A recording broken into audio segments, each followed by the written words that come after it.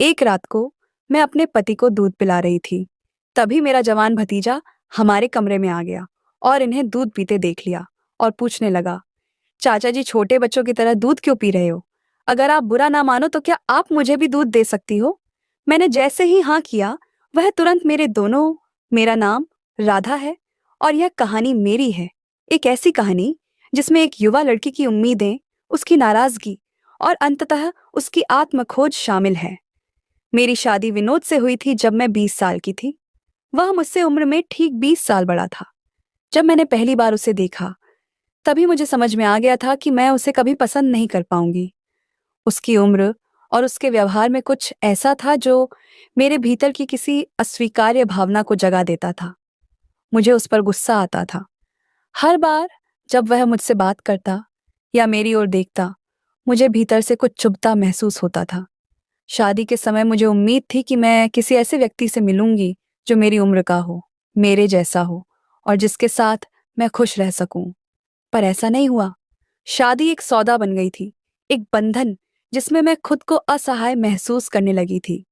विनोद मुझसे बहुत ज्यादा बड़ा था और उसकी उम्र मेरे मन में एक दीवार खड़ी कर देती थी। वह उम्र में इतना बड़ा था कि उसकी आंखों में मुझे अपने जीवन के सारे सपने टूटते हुए नजर आते थे। विनोद को मेरी खूबसूरती बहुत पसंद थी।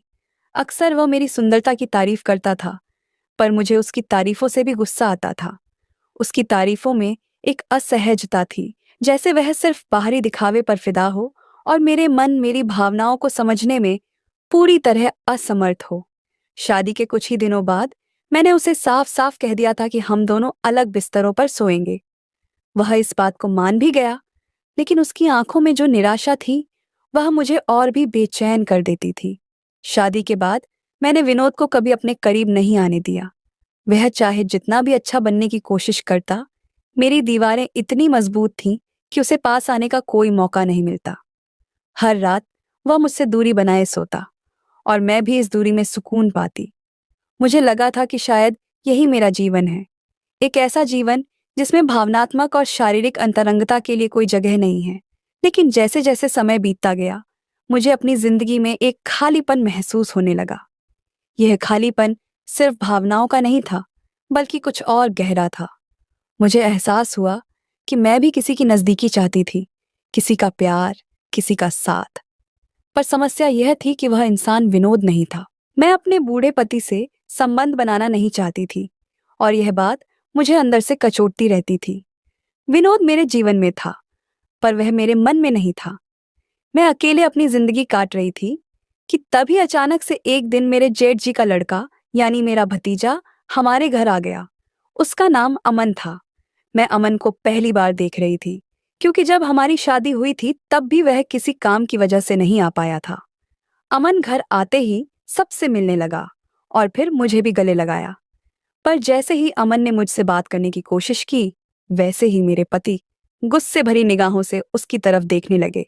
माहौल में काफी गर्मा गर्मी सी हो गई थी।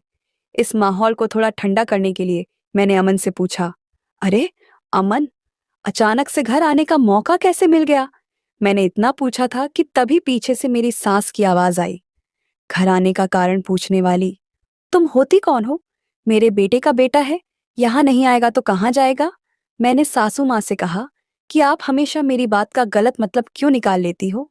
मैं तो सिर्फ इसलिए पूछ रही थी कि वह हमारी शादी में भी नहीं आया था, तो अचानक उसे समय कैसे मिल गया? तो इस पर अमन बोला, दादी जी, चाची ने मुझसे एक साधारण सा सवाल किया था उन पर। आप इतना गुस्सा क्यों कर रही हो? मैं आया हूं, सब लोग खुश रहो और यह लड़ाई झगड़े बंद करो। फिर अमन बोला, चाची जी, आपकी शादी में मेरे यूनिवर्सिटी एग्जाम्स चल रहे थे। मैं इसीलिए नहीं आ पाया था, पर मैं दिल से चाहता था कि मैं आपकी शादी में आऊं। अफसोस, ऐसा हुआ नहीं, लेकिन अब मैं आ गया हूं, तो चाची जी से सारा लाड प्यार करवा के ही जाऊंगा और जब मेरा मन भर जाएगा, तब यहां से जाने की सोचूंगा। यह सुनकर सब हंसने लगे। पर अमन यहाँ कब तक रहेगा? यह तो मैंने उससे पूछा ही नहीं था, लेकिन जिस हिसाब से सासू माँ मुझ पर भड़क रही थी, तो आगे कोई सवाल करने की मेरी हिम्मत भी नहीं हुई। कुछ देर बाद अमन फ्रेश होकर आया, तो सासू माँ ने मुझे उसके लिए नाश्ता लाने को कहा। मैं नाश्ते की ट्रे लेकर अमन के पास जा ही रही थी कि अचानक से मेरा पैर फिसला और मेरे हाथ से ट्रे छूटकर अमन के ऊपर जा गिरी। अब तो मेरी सासू माँ बहुत भड़क गई थी। वह बोली तुरंत अमन के कपड़े साफ कर, पता नहीं किस जन्म का बदला ले रही है। उससे की पूरी ट्रे ही उस पर गिरा दी। मेरे पति उस समय घर पर नहीं थे, वह किसी काम से बाहर गए हुए थे। सासू माँ की डांट सुनकर मैं घबराते हुए तुरंत किचन में गई और किचन साफ करने वाला कपड़ा उठा लाई। मैंने सासू माँ से पूछा कि क्या मैं ही अमन के कपड़े साफ करूं? वह बोली, जब सारा सत्यानाश तू ही करती है तो साफ भी तो तू ही करेगी ना, इसमें पूछने वाली कौन सी बात है? अमन कुछ नहीं बोल रहा था और खुद से अपने कपड़े साफ करने की कोशिश तक नहीं कर रहा था, पर मुझे उसके कपड़े पोंछते हुए बड़ी शर्म आ रही थी, क्योंकि नाश्ता ऐसी जगह गिरा था जहां मुझे उसे छूने में शर्म आ रही थी। पर जब उसने खुद से साफ करने की कोशिश ही नहीं की, तो मैं समझ गई कि अमन भी यही चाहता है कि मैं ही उसके कपड़े साफ करूं। तभी अमन मुझे प्यार भरी नजरों से देखने लगा और एक एक करके बारीकियों से बताने लगा कि कैसे मुझे उसके कपड़े साफ करने चाहिए। जब मैं उसके कपड़े साफ कर रही थी, तभी अचानक से मेरे पति वहां आ गए और वह दरवाजे से ही मुझ पर चिल्लाए, तुम यह सब काम क्यों कर रही हो? क्या यह लड़का इतना भी समझदार नहीं है कि खुद से अपना पैंट साफ कर ले? मैंने कहा, मैं यह काम अपनी मर्जी से नहीं कर रही, बल्कि सासू माँ के कहने पर कर रही हूँ। ये सुनकर विनोद, यानी कि मेरे पति ने मेरी सासू माँ से कहा, माँ, आप भी हद करती हो अमन। अब कोई बच्चा नहीं रहा जो आप यह सब काम भी मेरी पत्नी से करवा रही हो। और अमन, तुम भी बड़े मजे से चाची से यह सब करवा रहे। क्या तुम्हें भी शर्म नहीं है? जो हुआ वह अनजाने में हुआ। राधा ने जानबूझकर ट्रे नहीं गिराई होगी और आगे से वह किसी भी पराये मर्द के काम नहीं करेगी। यह कहकर विनोद ने मेरे हाथ से कपड़ा लिया और वहां से चले गए। मैं भी उनके पीछे पीछे किचन में चली गई। अमन भी मेरे पीछे पीछे आया और हाथ धोने लगा। वह कुछ बड़बड़ा रहा था, जिसके कारण वह थोड़ा उदास लगने लगा था। वह और जोर से बड़बड़ाने लगा कि मैं यहाँ से अभी के अभी चला जाऊंगा। मैंने यह सुन लिया था और मैं उसके पास जाकर बोली, अमन, तुम्हें यहाँ आए कुछ ही घंटे हुए हैं, इतनी जल्दी घर जाने की बातें क्यों कर रहे हो? अमन बोला, आपने अभी देखा है ना कि चाचा जी ने किस तरीके से मुझसे बात की है। चाचा जी मुझे पराया समझते हैं और शायद आप भी मुझे पराया समझती होंगी, तो फिर मैं पराये लोगों के बीच क्यों रहूं? मैं तो यहाँ अपनी नई चाची से मिलने आया था, लेकिन जाने दो, शायद मेरे नसीब में चाची का प्यार है ही नहीं। यह कहकर वह वहां से जाने लगा। तभी मैंने उसका हाथ खींचकर उसे बिल्कुल अपनी ओर खींच लिया। वह मेरे बिल्कुल करीब आ गया था। उसे हटाते हुए मैंने कहा, सॉरी अमन, मैंने गलती से तुम्हें खींच लिया। फिर मैंने उसे समझाया कि तुम विनोद की बातों का बुरा नहीं मानो। असल में मैं उनकी बिल्कुल भी परवाह नहीं करती। वह सिर्फ मेरी खूबसूरती के लिए मेरे आगे पीछे घूमता रहता है। मैंने आज तक उसको खुद को छूने तक नहीं दिया है और तुम्हारे पैट पर गिरी चाय भी मैं साफ कर देती। पर तब तक विनोद आकर चिल्लाने लगे, अब अगर तुम्हें मुझसे लाड चाहिए तो यही रुक जाओ। अब तुम खुद समझो कि क्या फैसला करना है। मेरी बात सुनकर अमन बोला, चाची जी, सच कहूं तो मुझे चाचा जी की बात सुनकर बहुत गुस्सा आया था, पर आपने मेरा सारा गुस्सा शांत कर दिया। मैं सिर्फ आपके लिए ही यहाँ रुक रहा हूँ। यह कहकर अमन ने मुझे गले से लगा लिया। अमन की यह छोटी छोटी हरकतें मेरे मन पर कुछ असर डालने लगी थी और देखते ही देखते उसे घर आए 5 दिन भी हो गए थे। इन 5 दिनों में वह घर का सदस्य बन गया था। हर सुबह विनोद उसे अपने साथ दुकान पर ले जाते थे। मेरे पति का एक जनरल स्टोर था और वह अमन को बोरियत से बचाने के लिए उसे अपने साथ ले जाते थे। पर अमन के आने से घर में काम काफी बढ़ गया था और यह सारा बोझ मेरे सिर ही आ गया था, क्योंकि सासू माँ तो सारा दिन मंदिर में ही गुजार देती थी। मेरे पति की आमदनी भी इतनी कम थी कि हम किसी नौकरानी को नहीं रख सकते थे। मेरे पूरे घर का खर्चा सिर्फ उनकी दुकान की कमाई पर चलता था। घर का काम निपटाते हुए मैं अपनी सोच में डूबी रहती थी। एक और अमन की उपस्थिति ने मेरे दिल में कुछ नई भावनाएं जगाई थीं। वहीं दूसरी ओर मैं अपने घर की जिम्मेदारियों में उलझी हुई थी। अमन की छोटी छोटी हरकतें और उसके हंसी मजाक ने मुझे एहसास दिलाना शुरू कर दिया था कि मैं अब अकेली नहीं थी।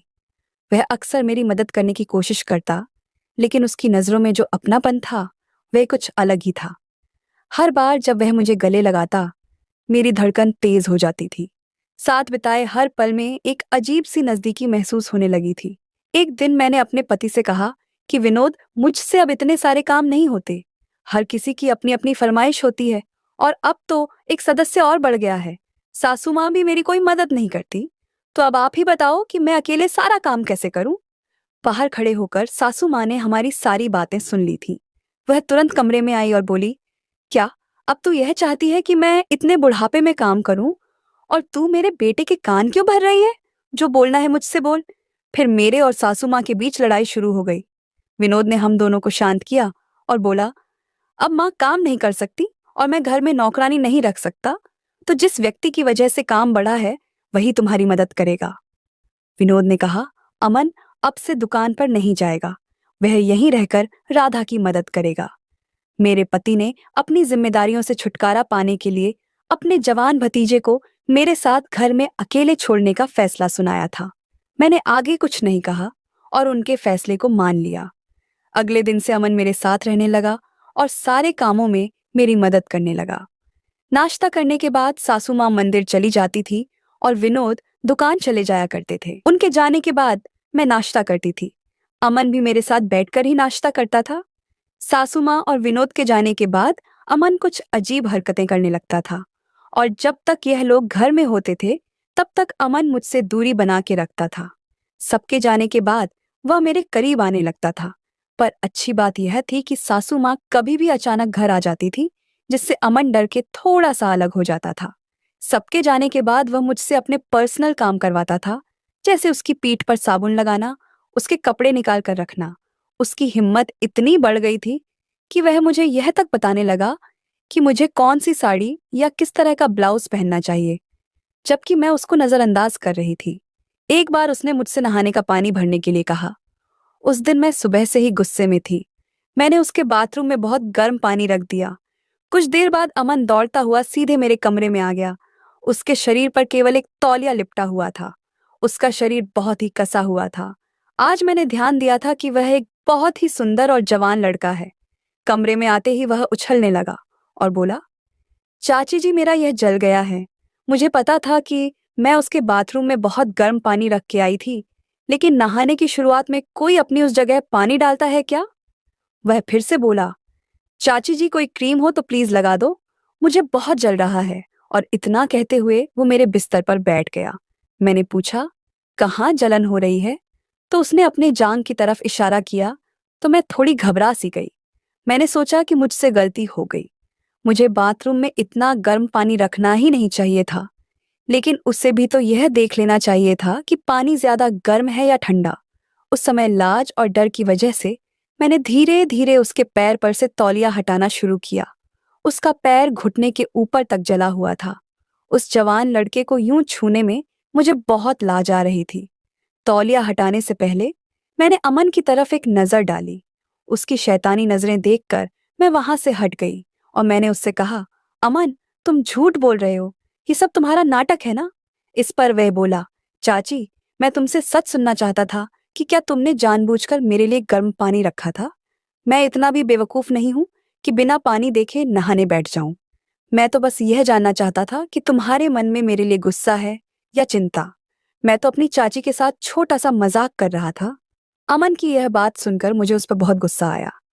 तभी उसने मेरा हाथ पकड़कर मुझे अपनी ओर खींच लिया और मेरी आंखों में आंखें डालकर बोला, चाची मैं आपको कैसा लगता हूं? उसका सवाल मुझे काफी अजीब सा लगा। मैंने कहा, अमन ये तुम क्या पागलों वाली हरकतें कर रहे हो? यह मत भूलो कि मैं तुम्हारी चाची हूं। मेरा हाथ छोड़ो, नहीं तो मैं तुम्हारी शिकायत तुम्हारे चाचा जी से कर दूंगी और वह तुम्हारे इस बर्ताव की वजह से तुम्हें घर से निकाल देंगे। अमन बोला, चाचा जी मुझे घर से नहीं निकाल सकते। अमन की पकड़ और भी मजबूत होती जा रही थी। वह मेरे इतना करीब आ चुका था जितना करीब मेरे पति भी कभी नहीं आए होंगे। अमन की वजह से मेरी ताकत बहुत कम होती जा रही थी और तब तक उसने मेरे कानों में प्रेम भरे शब्द बोलने शुरू कर दिए। अब मैं निढाल होती जा रही थी।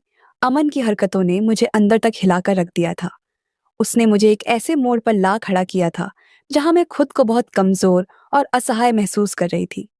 उसके प्रेम भरे शब्द और उसका मेरे करीब आना। तभी बाहर से सासू माँ की आवाज आई, बहू बाहर आओ। आज जिंदगी में पहली बार मुझे सासू माँ की आवाज बहुत मीठी और सुकून वाली लगी थी, क्योंकि इसी आवाज की वजह से मैं अमन के चंगुल से छूट पाई थी। सासू माँ की आवाज सुनते ही अमन ने मुझे छोड़ दिया था। एक बार विनोद घर आए तो मैंने तय किया कि मैं उससे अमन की शिकायत जरूर करूंगी। रात को सोने से पहले विनोद ने मुझसे पूछा कि अब तो तुम्हारे काम का बोझ काफी कम हो गया होगा। अमन तुम्हारी मदद तो करता है ना। मैं विनोद से कुछ कहने वाली ही थी कि तभी अमन हमारे कमरे में आ गया और विनोद से पूछने लगा कि चाचा जी, आप छोटे बच्चे की तरह दूध क्यों पी रहे हो।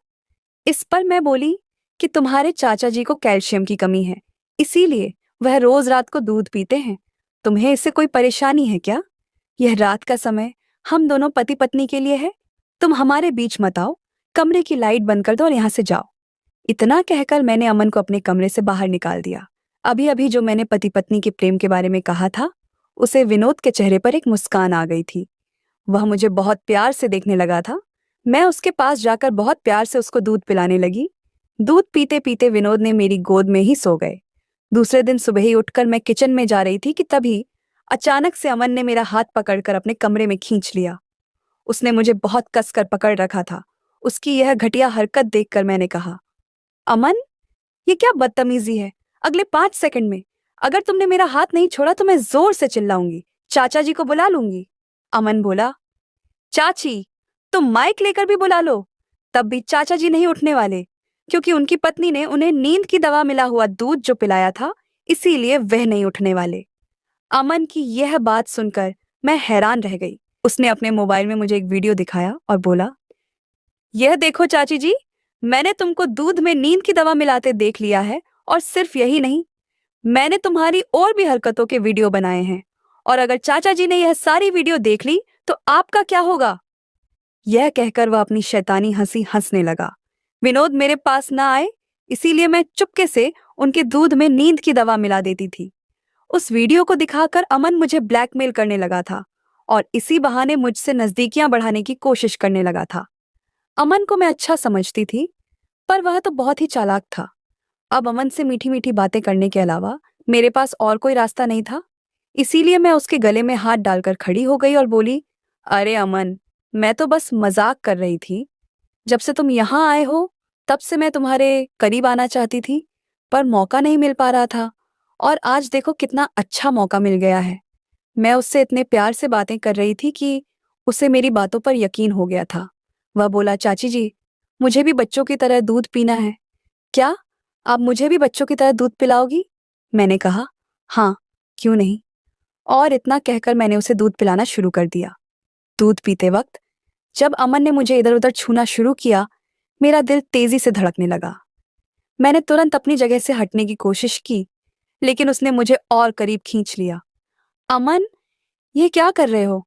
मैंने अपने गुस्से को छुपाने की कोशिश करते हुए कहा। वह हंसते हुए बोला, अरे चाची जी, मैं तो बस मजाक कर रहा हूँ। तुम इतनी सीरियस क्यों हो गई हो?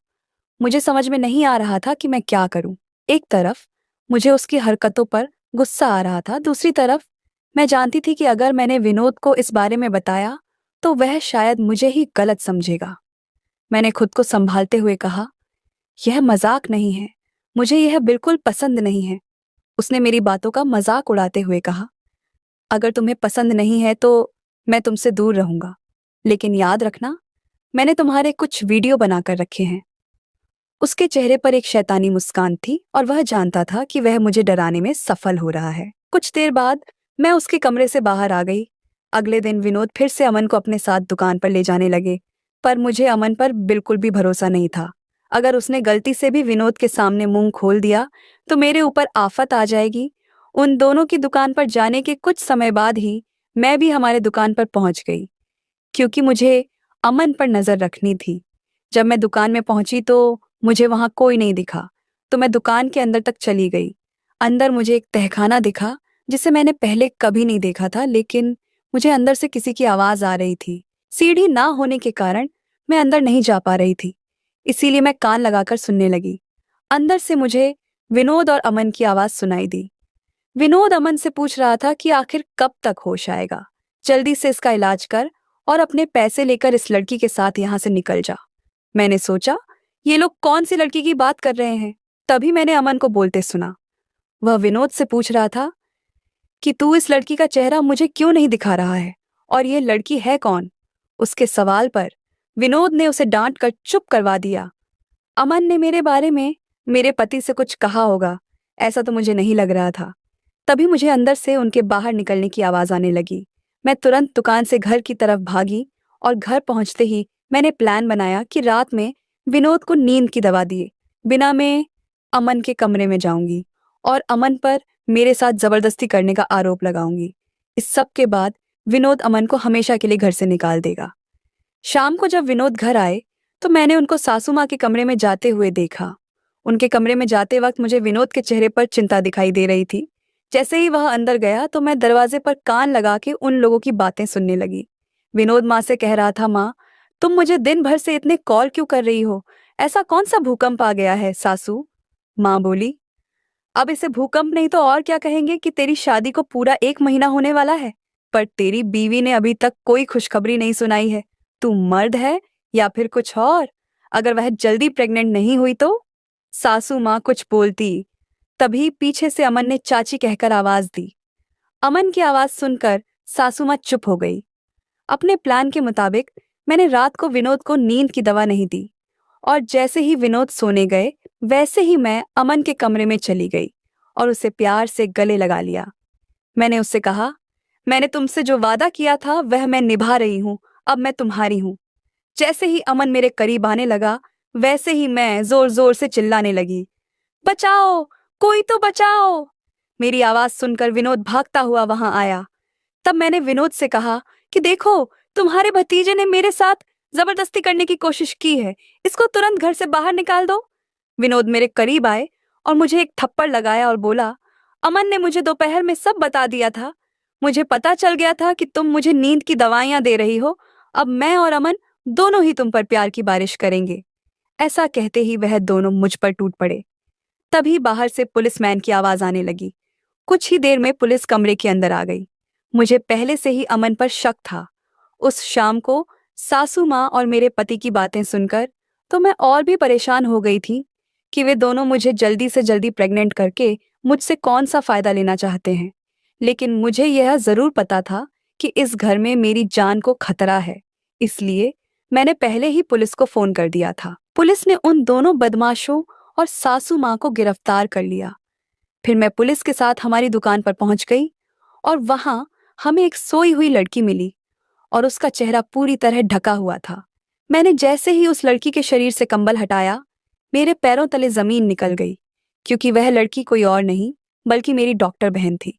डॉक्टरों ने उसकी जांच की तो पता चला कि वह कोमा में है। विनोद मेरी बहन का पति था।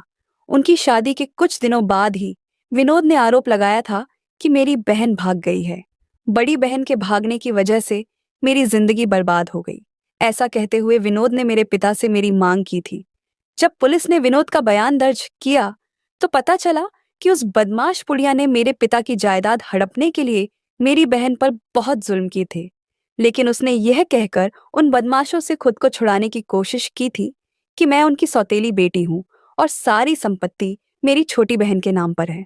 अमन एक छोटे से गांव में एक छोटा सा क्लिनिक चलाने वाला डॉक्टर था, जिसे मेरी बहन के इलाज के लिए लाया गया था, और यह इन तीनों की मिली भगत थी। उन तीनों अपराधियों को कोर्ट ने उम्र कैद की सजा सुनाई और इस तरह मेरी बहन और मेरी जान बच गई। मेरी बहन का सही इलाज और विनोद तथा अमन की सजा ने हमें यह सिखाया कि बुराई कभी जीत नहीं सकती। मैंने न केवल अपने जीवन में बदलाव लाने का निर्णय लिया, बल्कि अपने आसपास की महिलाओं को भी प्रेरित करने का निर्णय लिया। मैंने अपने गांव में एक छोटी सी संस्था बनाई, जिसका उद्देश्य महिलाओं को सशक्त करना था। हमने कार्यशालाएं आयोजित की, जहां महिलाओं को आत्मरक्षा, मानसिक स्वास्थ्य और कानूनी अधिकारों के बारे में जानकारी दी गई। मैंने देखा कि जब महिलाएं एक दूसरे का साथ देती हैं, तो वे बहुत मजबूत बनती हैं। धीरे धीरे मेरी संस्था ने गांव में एक सकारात्मक बदलाव लाने की कोशिश की। मैंने अपने अनुभवों को साझा किया ताकि अन्य महिलाएं भी अपने अधिकारों के लिए खड़ी हो सके। तो दोस्तों, कमेंट करके जरूर बताइएगा कि आपको यह कहानी कैसी लगी। अगर आपको यह कहानी पसंद आई हो तो इसे लाइक करें और अपने दोस्तों के साथ भी शेयर करें। आगे भी ऐसी रोमांचक कहानियों के लिए हमारे चैनल को सब्सक्राइब करें और बेल आइकन दबाना ना भूलें। सब अपना और अपने परिवार का ख्याल रखना। धन्यवाद।